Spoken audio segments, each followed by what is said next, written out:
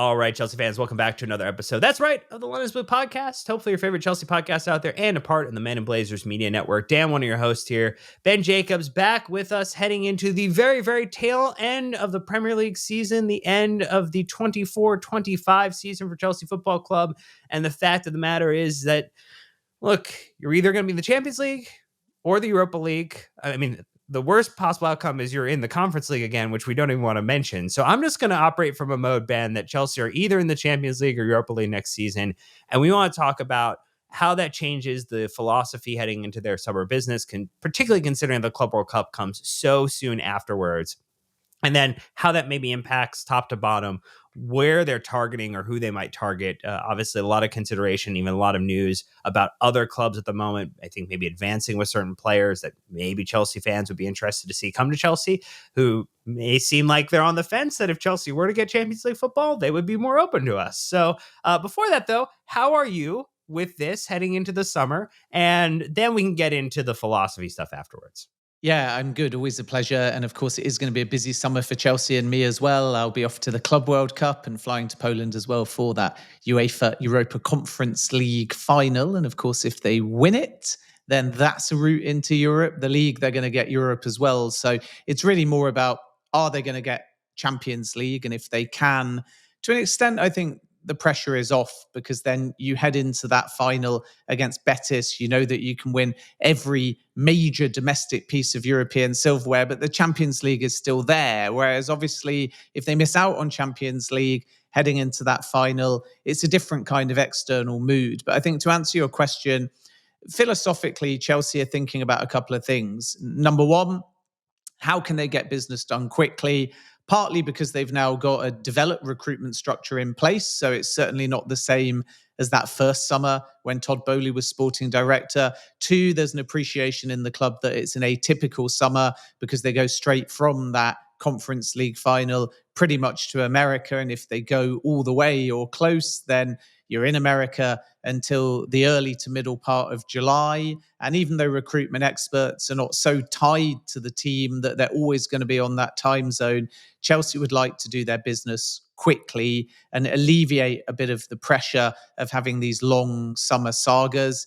And of course, if you do tie it to the Club World Cup, you're thinking as well, FIFA have offered Premier League clubs, which have been approved now by those members, this exceptional window, the 1st to the 10th of June. So can Chelsea get anybody in time for the Club World Cup? You can take a big squad, and therefore we're expecting a number of current loanees, of new signings like Kendry Paez to all return, anyone else that they can bring in, maybe some young players where they'll decide, are they part of the first team squad next season or are they going to be loaned out?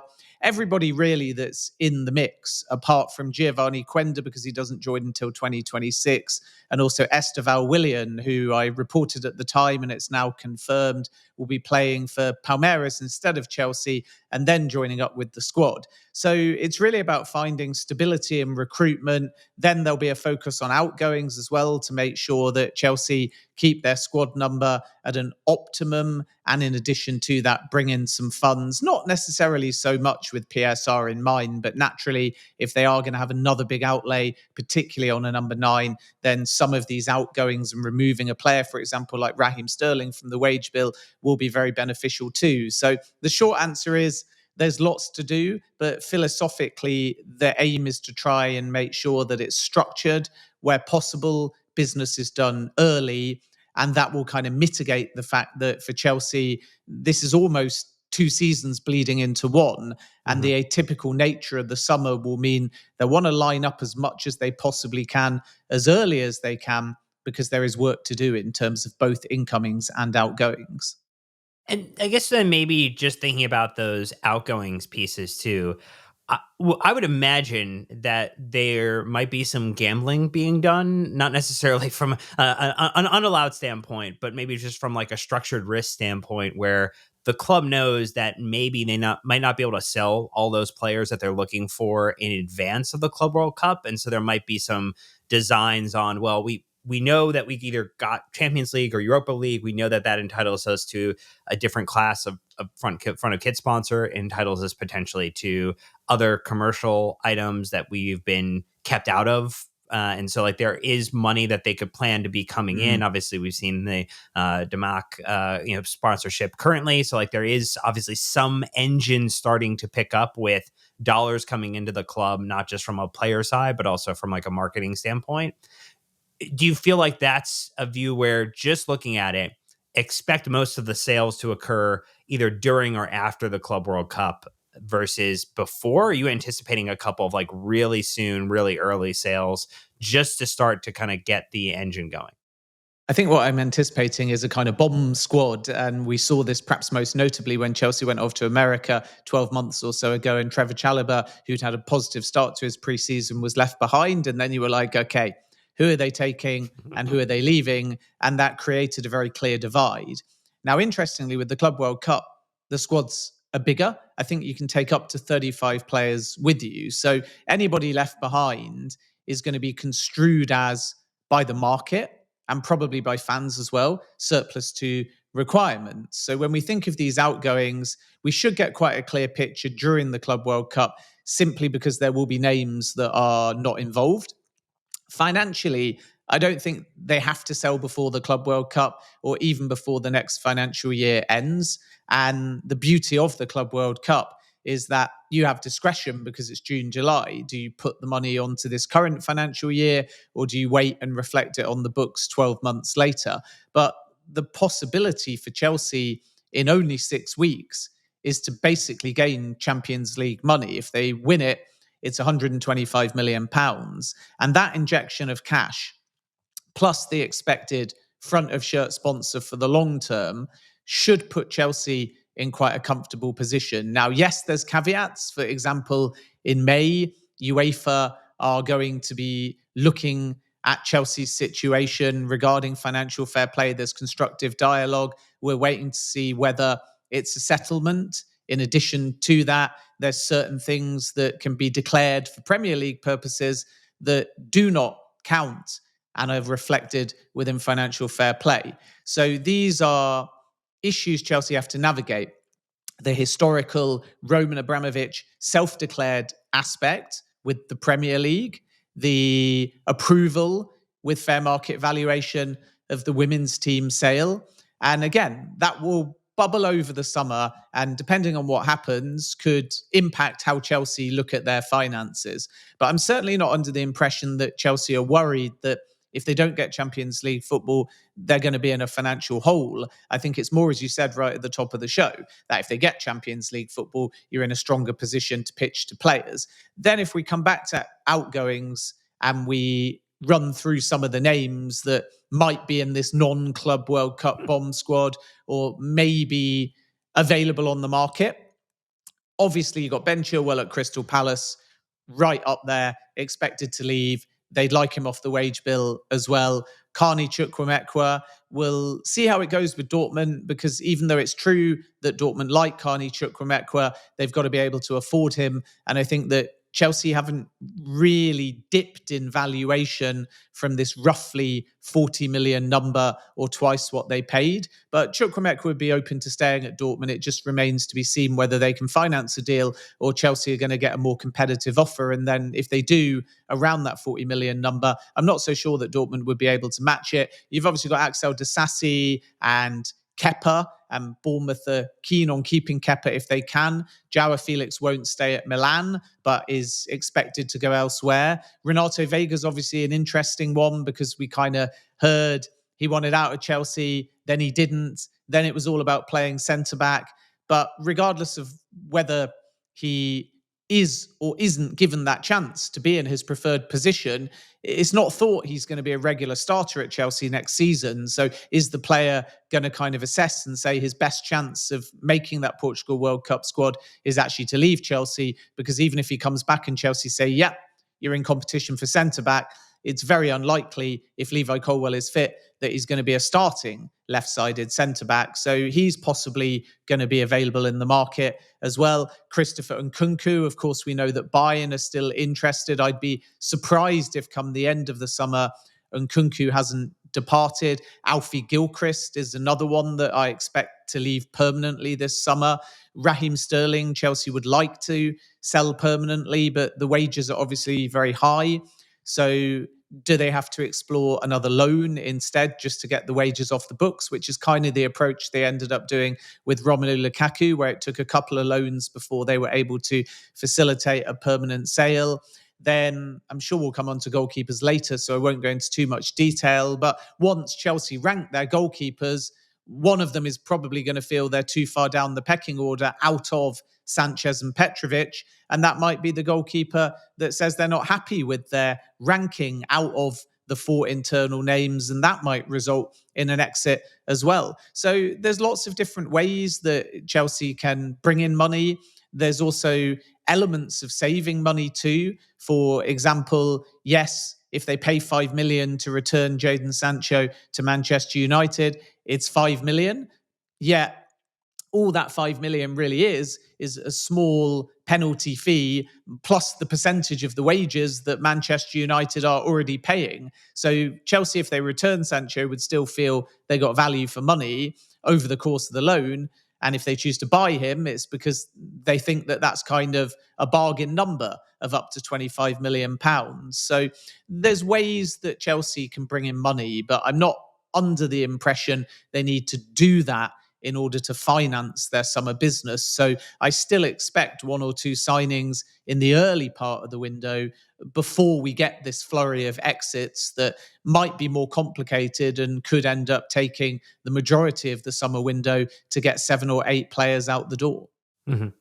And maybe just on the last thing in terms of dollars coming into the club. I mean, there have been, I think, long-standing rumors kind of with the Jordan Brand possibility being something tied to like wanting to be with a club in London, wanting to be with a team in the Champions League, which somehow could be Tottenham based upon their league performance, which is wild. We're not wishing for that necessarily. And then also front of kit sponsor. Are those things that you think we could also potentially plan to see this summer if things go exactly as Chelsea has planned in terms of just dollars coming in, additional announcement, and the cachet of a front of kit sponsor that puts them back in the elite rather of like the total kit value? Yeah, I think the long-term front of shirt sponsor is going to come this summer, and naturally various partners and Chelsea have to wait a little bit to understand exactly what they can offer. So Club World Cup is the almost carrot on the stick. If you start a deal, then you get this exposure at a new tournament and perhaps even a slightly different demographic as well, because you're playing competitive games in America. But most sponsors are looking for that extra, whether European football, which we know Chelsea are going to get in some capacity, or ideally Champions League football. And striking these deals, you can either delay, because there will be some sponsors that only want a Champions League club, even if it's only for one season within a longer term deal. Or more common is that if there's flexibility on the sponsor side, you kind of have 2 prices and you don't get the deal over the line until you know what price you're going to pay. And there's even a third option I've seen with sponsors before where they come in at a number, and maybe if Chelsea didn't get Champions League football, you make a concession. But that doesn't mean if it's a, let's just call it, 5-year deal, if they get Champions League football in any of those 5 seasons, the number would go up. So it kind of depends on the sponsor. And I know airlines, from my experience, we're not specifically talking about Chelsea now, tend to be more rigid in how they look at things because they want to feel there's stability, and they also want to feel, if they're being very selfish, that there's those European games season after season after season, because guess what? That means that Chelsea football fans globally are traveling, and maybe they can offer a special deal, or maybe they fly to many of the destinations and it helps them get more business. So airlines tend to back out of deals sometimes if they feel, okay, you got no European football. Other sponsors that I'm aware of, cars, for example, and we know that Chelsea held some formative talks with Mercedes-Benz, maybe say, okay, it's price A with Europe, it's price B without Europe, or they say we start low based on whatever you've got, and then season on season on season, if you keep getting Champions League football, it goes up and up and up. So these are obviously the complexity of the discussions. And I think What's made it a very strange situation is, first and foremost, Chelsea have changed their commercial department. And we know now Todd Klein, who's very well respected, has come in Sure. a senior position. The second aspect is that they had an immersive long-term sponsor at their number, regardless of Champions League football, in Paramount Plus, but it didn't fly with the Premier League. Then they pivoted and they didn't want to go down the stake or betting partner line or crypto. And that was kind of low-hanging fruit. Then they did Infinite Athlete, which again was a relatively easy deal to get over the line. It was negotiated in pre-season after Chelsea played Wrexham. They got their 40 million. It helped with the books, but the intention of Infinite Athlete and Chelsea again was never long-term. Then they enter into this season, the shirt's blank. And originally in the summer, it was all about short-term, 1 year, worry about the long term in the future. As they got to the kind of January period of this year, they realized that there are a lot of long-term partners that kind of wanted to try and pre-agree it for this summer. So they kind of pivoted and said, okay, let's not commit to a half of season sponsor. Let's wait and see, because it's gone from needing a short-term solution to having a lot of long-term partners. Then Delap came along and did this property deal, and obviously putting the front of shirt logo was in many ways an afterthought to the property partnership. And it was more about having promotion, because Delap have just announced this insane $1 billion residential project that's going to be Chelsea branded. And it has 1,400 homes. It opens in 2029. There's a Chelsea themed spa, restaurant, dining center. There's an indoor football studio. There's a pitch on the rooftop. And believe it or not, there's a blue sand beach. And when Chelsea score goals, the building's going to light up in blue for every single goal that Chelsea score. So now we'll have to wait and see, because we're not just talking about a couple of airlines in conversation with Chelsea ahead of the Club World Cup. There's an outside possibility that Delap say, okay, we quite like being your front of shirt sponsor. Sources that I speak to are not ruling Delap out doing something front of shirt or maybe training kit in the long run. It's not part of the existing deal, but they're not categorically ruling that out either. So my expectation is that Chelsea will be able to find a long-term front of shirt sponsor pretty quickly, because they've been in advanced talks with a variety of different partners since the January period. And that will obviously help them reflect positively on the books as well, which is again why it's not a case of a fire sale to fund this number 9 or this right-footed left winger.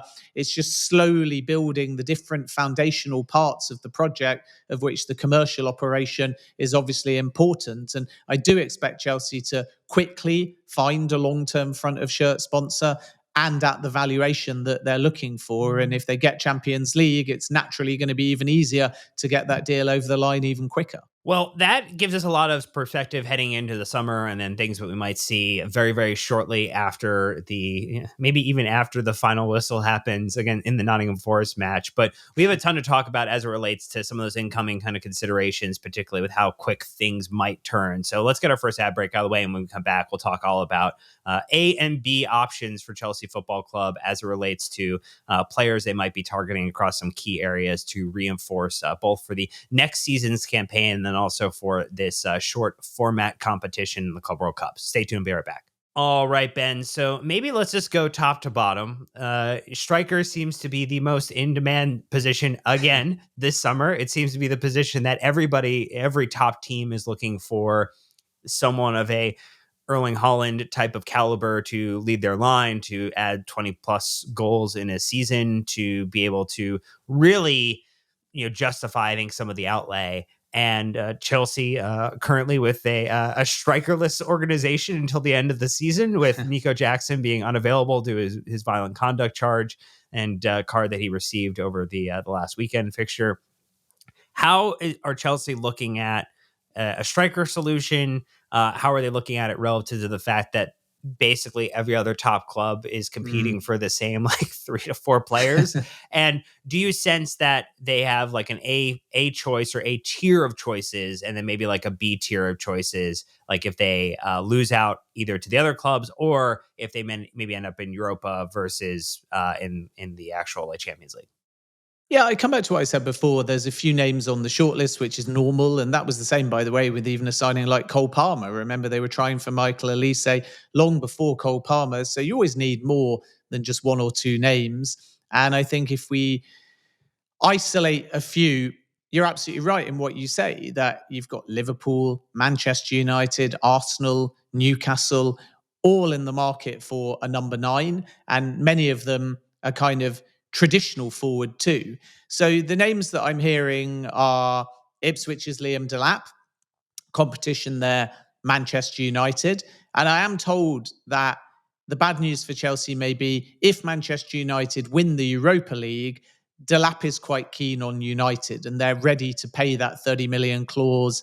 United sources say they don't need outgoings. And it's not to say that Delap doesn't appreciate the Chelsea pitch, and he's very well known to people like Enzo Maresca and also Joe Shields. It's more that Delap is quite intent on going back to the northeast if he can. And that means that Manchester United, because he was at Manchester City in his youth, might have an advantage away from the football pitch. So United are quite confident there, but it's certainly not to say that Chelsea are out of the race.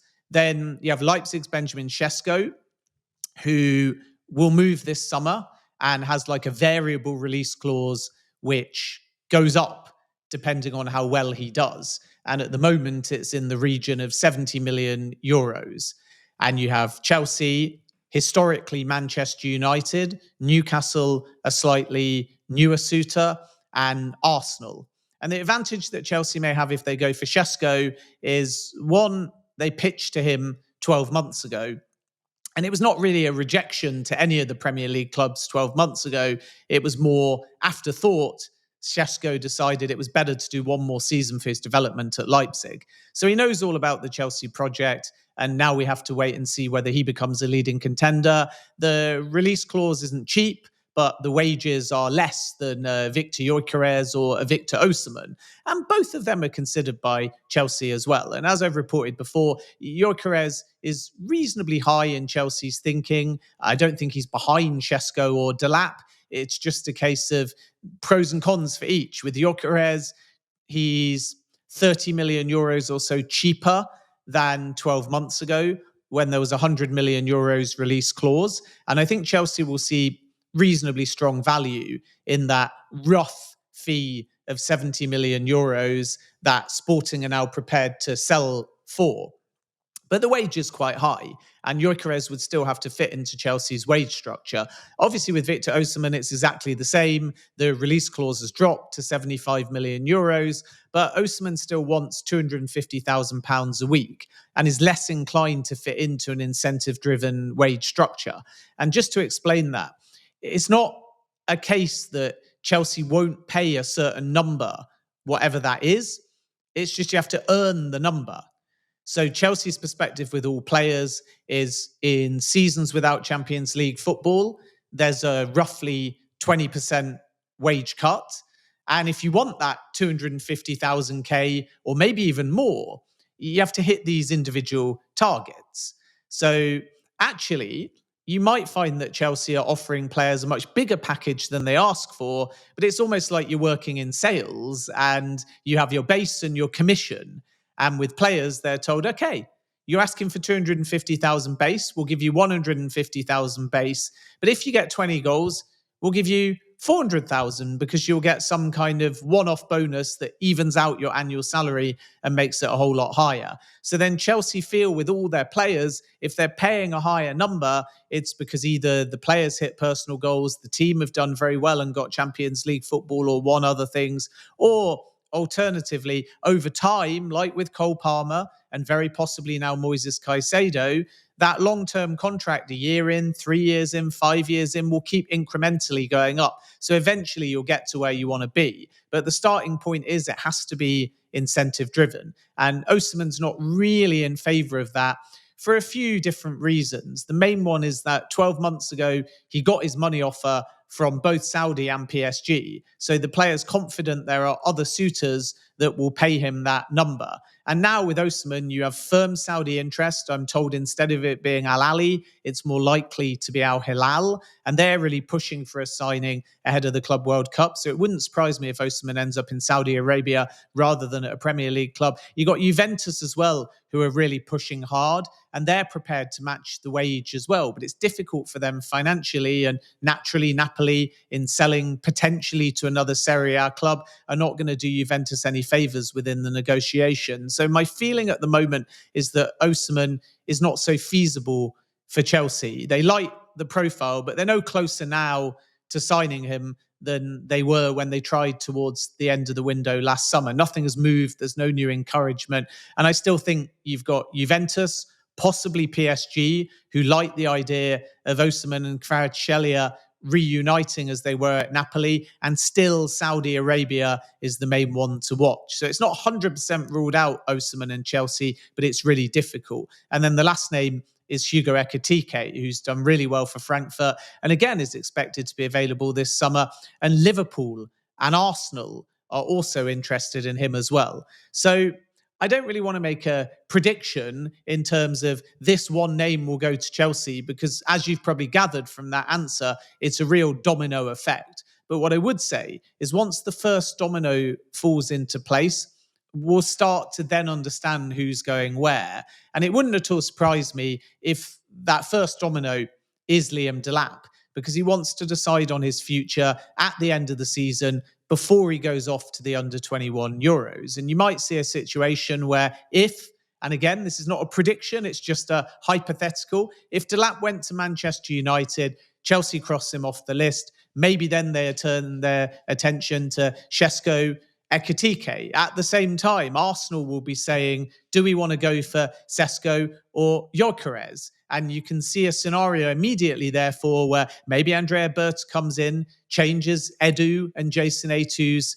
perspective, which was Šeško, pivots to Gyokeres. Maybe Arsenal get Gyokeres. If Man U have already got Delap, then you start saying, okay, how many names are left on the Chelsea list? But of course, the caveat to that, and its key point, is Chelsea are not going to sit back and say, okay, we're going to wait for United, we're going to wait for Delap to make his decision, we're going to wait for Arsenal and Gyokeres. Chelsea right now are pushing to try and get ahead of the race as well. So let's see if they're the first domino, because with the Club World Cup in mind, maybe they get a number 9 before the Club World Cup, and it's the other teams that then have to pivot. But there's so much crossover in targets, it's very difficult to give you an A choice and a B choice, because each possible profile is full of competition and in many cases full of cost and complexity challenges, which all clubs are trying to work out before they make a final decision.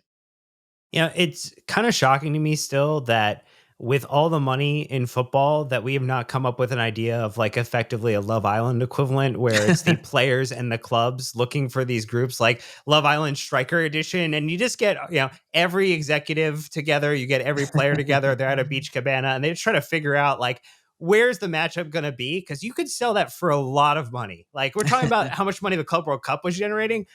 I feel like there's a lot of dollars being left on the table right now to get this Striker Island. I love it. Send them all there. They got 1 week to make their decision. The clubs are pitching to each of them, and then everyone leaves on a boat with a different striker. It would make my job easier. Yeah, and look, you might get to go to an island for a week to cover it. It would be quite wonderful. I mean, that I would be all over as well. But look, I mean, the honest reality is that I get Chelsea fans just want to know a name, who's the leading contender. But as a journalist, and to be honest, as a club, the key thing is sourcing your information from my perspective. And naturally, clubs will have lists of targets, not just number 1, because if you bank on that, then things can really dramatically change. As we saw, for example, with Mudryk, where even the player said he wanted to go to Arsenal and he ended up at Chelsea. Florian Wirtz, people are assuming is going to Bayern, but Manchester City held talks yesterday. But the other thing is the clubs.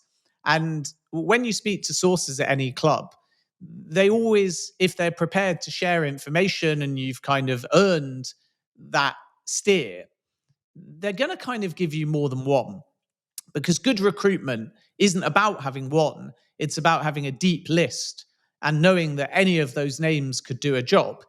Because if you say publicly our number one target is X, then the market realizes that. So imagine if we start reporting suddenly from our sources, Gyökeres is Chelsea's number one. They want him above all of the others, and they're going all in for Victor Gyökeres. And the same in a recent story away from Chelsea with William Saliba and how Real Madrid love him.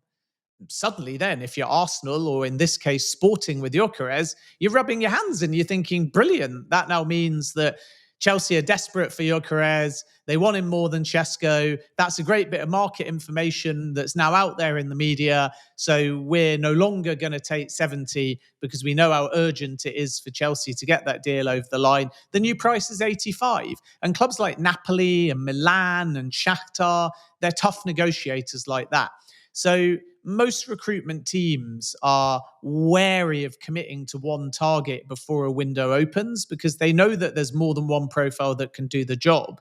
And ultimately, even if privately they have got a number one, they're trying to get that deal done on the best possible terms. And if you show your cards too early, then it can be very detrimental. And maybe the price can go so high that you actually suddenly can't do that deal. And this is why at this stage of the window, there's multiple striker names rather than only one. But I am told Gyökeres is quite high in the thinking. I am told they really like Delap. Ekitike is the kind of newer name to the mix. Šeško has been on the radar for a year. And I think Victor Osimhen is probably the least likely of the five. I still think there's a strong chance he'll end up in Saudi. Well, let's get to the other positions too, because there are other areas of the pitch where Chelsea may be considering looking at an addition, but we'll do so after our last ad break. So stay tuned. We'll be right back. All right, Ben. So just thinking about midfield, it's probably more players coming back than it is necessarily, trying to reinforce in the market. Or do you have a different opinion on what Chelsea might be trying to do with that? Obviously, I think the name that everybody is probably most excited for from a Chelsea perspective is getting to see Andre Santos in Chelsea blue versus Strasbourg blue. So that's probably the one we're like, oh yeah, shiny. Like, this is great. This is amazing. But any other work they might try to do in that regard?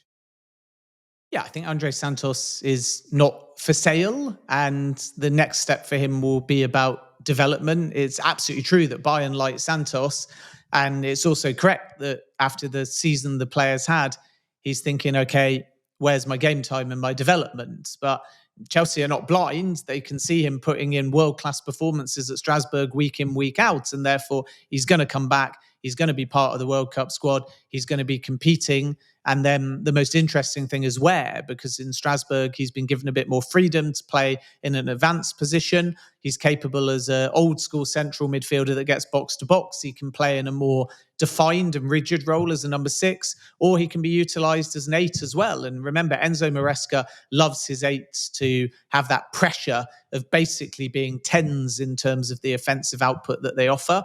So I think Santos is going to be really exciting. We know also that Dario Isugu is coming in too. So as of now, I think that 6 or that central midfielder is very well covered. What we have to wait and see is there more scope in the market to bring in a kind of attacking midfielder that maybe is versatile and can float over in particular to that left side.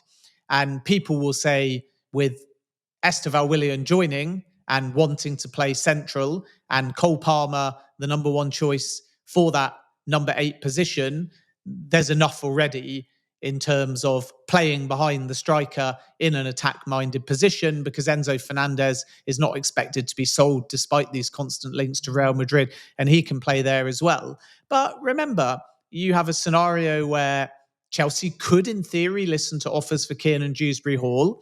They are likely to offload Carney Chukwuemekwa, and Christopher Nkunku is expected to depart this summer too. And he, yes, in theory, is your number 9, and at the moment you're covered for Nicholas Jackson, but he likes playing behind the striker as well. So there might be room to look for a market opportunity. And I suppose that's where the links or the appreciation for Morgan Rogers comes from. But the bigger priority is to find a right-footed left winger. And if they can move into a more central area, then even better, because then you get 2 for the price of 1. And when we look over to that left side, but right-footed, you have got a decision to be made over Jadon Sancho, which, as I've reported before, will come at the end of the season. You then have the uncertainty over Mykhailo Mudryk and his future. And even if Mudryk ends up having his provisional suspension totally annulled, it still could take some time for him to clear his name. So whether Mudryk is guilty or innocent, there's no guarantee that by the time a ball is kicked at the beginning of next season, Mudryk will know where he stands, whether innocent or whether with a ban. It might take months for him to attempt to clear his name before a final punishment is determined. And that is also why Chelsea are looking for cover on that side. So Pedro Neto prefers to play on the right. Noni Madueke is still liked by Enzo Maresca, even though, for example, a club like Newcastle are alert to that situation. And then on the left-hand side, you're talking about Jadon Sancho, decision to be made, Mykhailo Mudryk, and Chelsea would ideally want 5 that can compete for those 2 spots. And ultimately, a player, for example, like Tyreek George, highly rated, how many opportunities is he going to get and in what position? But there's room for one more on that left-hand side. Jamie Gittins is a player that Chelsea feel will be available at value this summer and is certainly on their list. You also have Alejandro Garnacho, who is still there too. And because Manchester United may want to finance their summer, could be available for a relative bargain. I think the price will drop slightly from the 70 million euros number that Manchester United were asking for in January. Maybe not by an astronomical number, but possibly if the structure is right and a heavy portion of the final number is guaranteed rather than bonuses, Garnacho might be available for 60 million euros or 50 million pounds. We'll have to wait and see. But it will drop slightly, I think, from that 70 million euros number that was quoted to Napoli and quoted to Chelsea. And then Nico Williams is clearly the other one that Chelsea love in theory, but it's a very expensive deal. So I think those are the 3 on the list.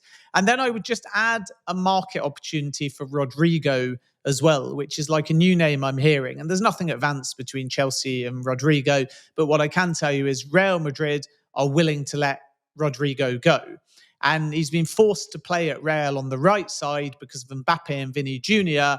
But his best position and where he really likes to play is again on the left side. And Chelsea are aware of that market opportunity without really moving on it at this point. The same can be said for Arsenal and also Liverpool as well. So keep an eye on Premier League clubs and Rodrigo, but my information remains you've got Gittins, you've got Garnacho, and you've got Williams on that left side.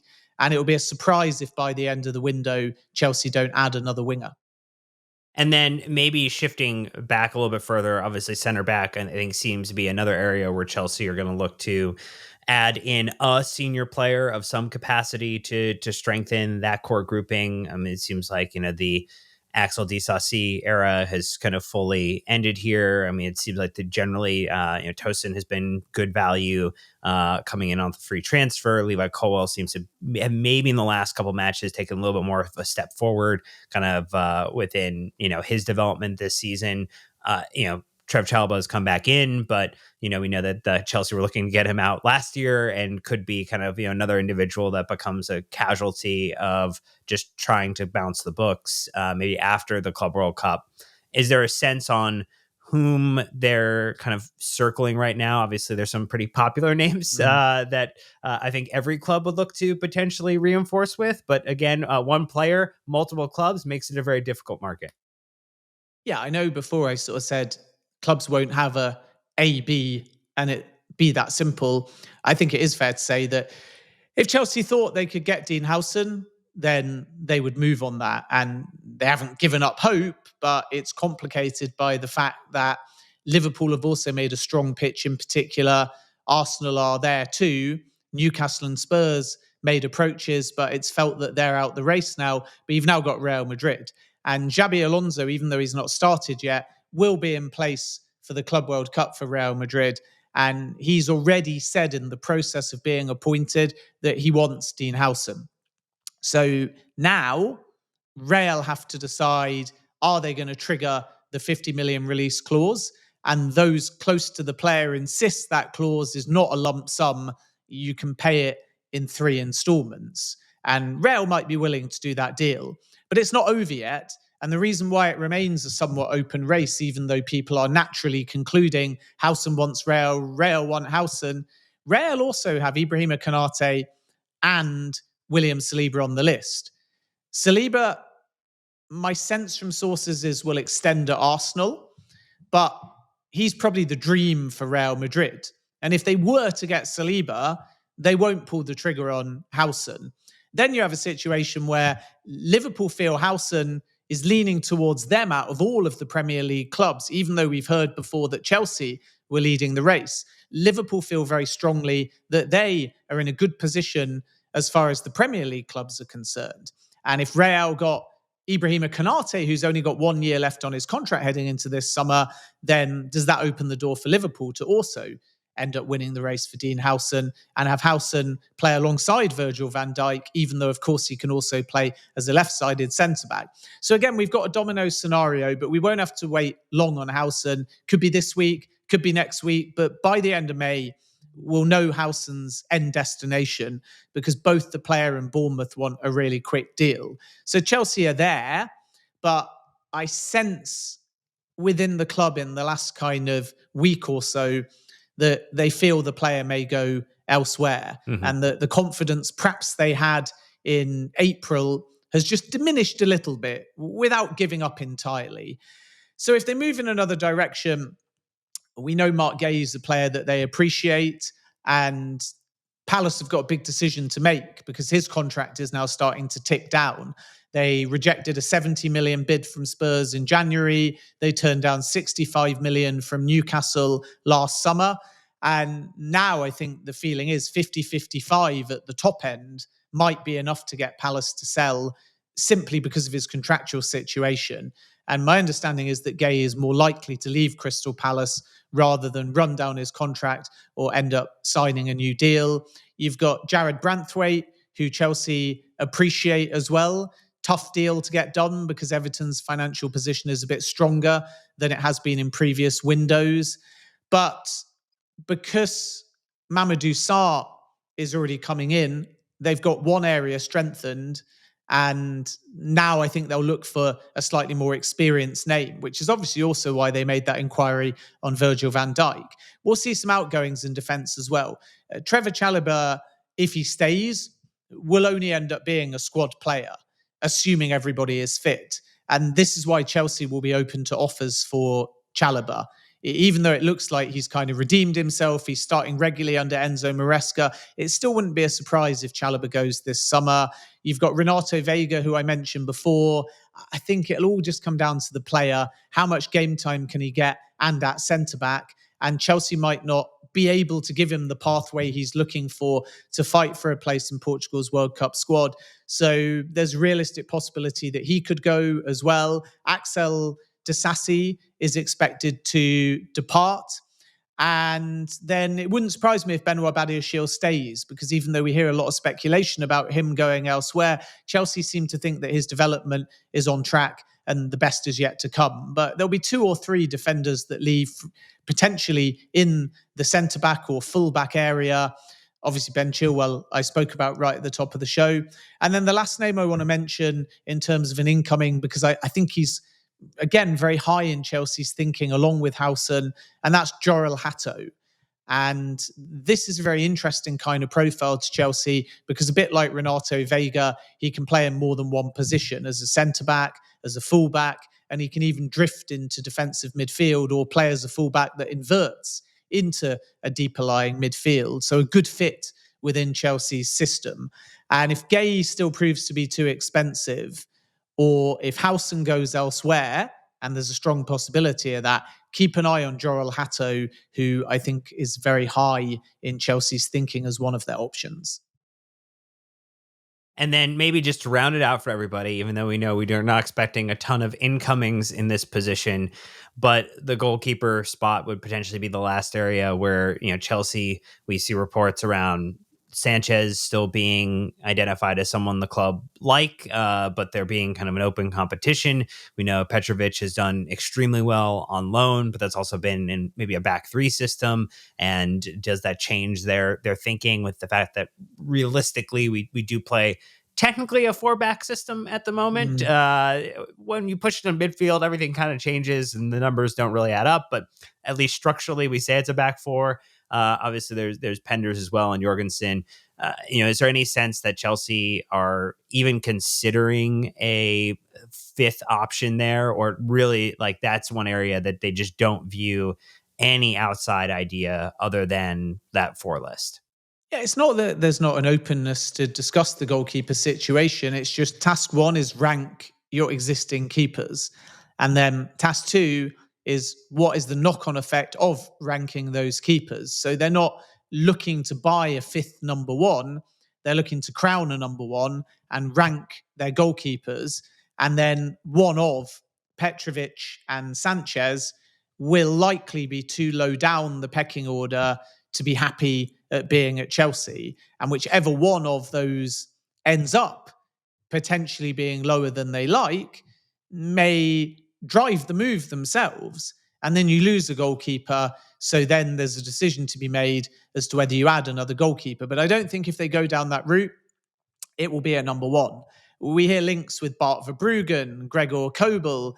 My understanding again remains that Chelsea are not in active talks with any of these goalkeepers because they think the number 1 is going to come from within. Whether Rob Sanchez, the most experienced, but has shown himself to be error prone, has also saved Chelsea some points though. I think back to that draw against 10-man Forest. And I know people will kind of largely in the fan base moan about Sanchez because he's not quite gelled and found a way to distribute in the way that Chelsea would like in this Enzo Maresca system.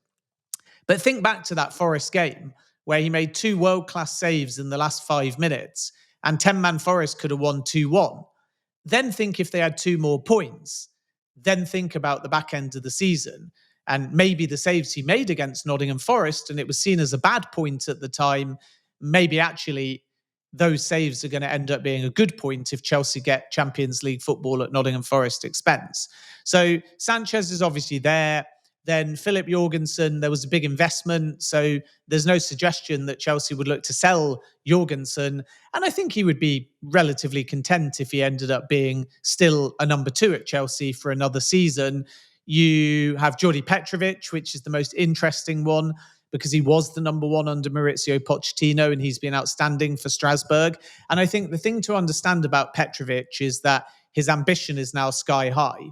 So if he comes back to Chelsea and is told he's 1, then everybody's happy. If he comes back to Chelsea and is told he's 2 or 3, I think Petrovic will agitate for a move and then Chelsea will lose a goalkeeper. Similarly, if Petrovic is 1 and Sanchez is 2 or 3, I think Sanchez may agitate for a move as well. So I can see a scenario where one of Petrovic or Sanchez ends up going, but neither the player or the club will know which one because at the moment they haven't ranked them. And that's kind of a job to do in pre-season and during the Club World Cup.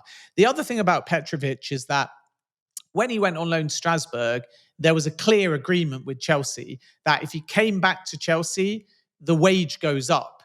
If he comes back to Chelsea, there's certain contractual things that lean towards the player's benefit. And therefore, if Petrovic decides he wants to leave, it's actually an easy exit for the player to facilitate. And if Chelsea agree, they'll want that wage which goes up to come off the books as well. So I don't actually think it will be a particularly complicated or convoluted process if Petrovic and Chelsea both decide an exit's on the cards. But that's not what they're thinking at the moment. They're thinking, wow, Petrovic is playing brilliantly in a ball-playing system. He's been outstanding at Strasbourg. And when he comes back, both player and club are going to keep a very open mind. So let's wait and see where him and Sanchez are ranked, because then the goalkeeper situation will be a lot clearer. And then the other wild card in all of this is Mike Penders, who is actually seen as Premier League ready and is kind of described internally at Chelsea in the same manner as like an Esteval Willian, in the sense that when the players are referred to, they're seen as the real top profiles in their generations with high ceilings. So it might come a season too early for Mike Penders to suddenly be Chelsea's number one, but let's sort of see what kind of impact he can make in pre-season, and then we'll understand whether he's going to be loaned out or whether he's actually going to get some game time. And after we have that order of goalkeepers, then there could still be an outgoing from the four. But my expectation is the number one will also come from the four as well, which means even if Chelsea did explore another goalkeeper, I would be surprised if it's a big money signing or any of the names linked, because they feel like there's enough in their current goalkeeping group to resolve the goalkeeping situation and find a stable and regular and consistent number one. They just don't know who it is yet, because there's four different and compelling choices. And by the time we get to the Club World Cup, we should have a bit more clarity. Well, again, no rush, only just a month and a couple days until that first match kicks off here in the U.S. And you'll be here, and we'll get a chance to enjoy your company once more stateside as a part of that traveling contingent. And again, no pressure on Chelsea whatsoever in terms of any of these things getting done within a 4-week time window. Just maybe as we kind of close out, Ben, just maybe a gut reaction. Are Chelsea in the Champions League next season or not?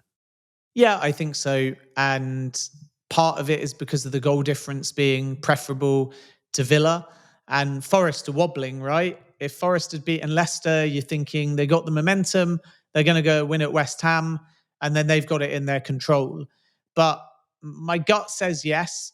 And the reason for that is because, for me, Chelsea beat Manchester United next. It's a great time to play United, just a few days before the Europa League final at home. That's 3 more points. So 66 with a better goal difference to Aston Villa and a better goal difference to Nottingham Forest as well. Forest could easily just draw at West Ham, and then it feels like they've drifted. The only kind of concern I have is the same point I make about Manchester United being weak against Chelsea. Villa's last 2 games are home to Spurs and then away at Man U. But I could see Villa dropping points away at Man U, because that's after the Europa League final. So imagine if Man U win the Europa League final and then their final game is home at Old Trafford. You're parading a trophy. You've got Champions League football. It's a feel-good factor. You bring back your senior stars. It's a game of celebration.